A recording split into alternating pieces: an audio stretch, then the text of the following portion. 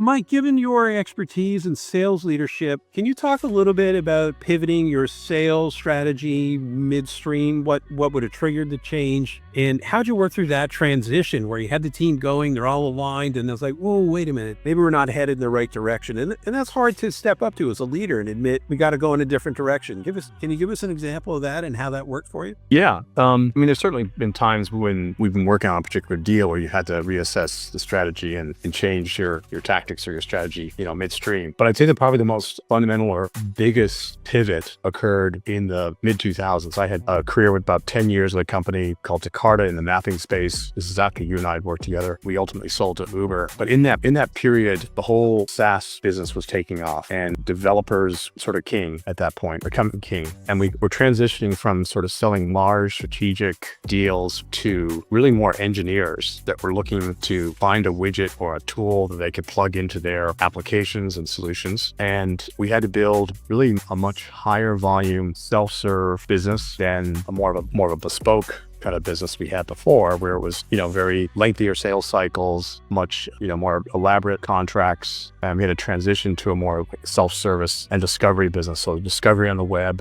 through to organic search and SEO optimization. So you rose above the noise and got, found out by engineers that are looking for, a routing engine, and then making that a fairly seamless and frictionless process for them to engage with your product, which ultimately would turn into a large deal. But it was definitely a different outreach process, definitely a different marketing effort, and then a very different way to engage with the ultimate audience, the decision maker, who was potentially some engineer who would build something, and then all of a sudden it was baked into their product, and you had a deal. So that was probably the one place where we had to kind of transition the whole sales strategy and marketing strategy to fit a dynamic that was, in the industry, not a particular opportunity or buyer. Yeah, and it sounds like ultimately you're better servicing the customers and prospects by listening to the market and evolving rather than just trying to keep forcing that status quo. Exactly. Listening to the way they want to buy, the way they want to engage with you for technology, and building all the infrastructure around that to support it.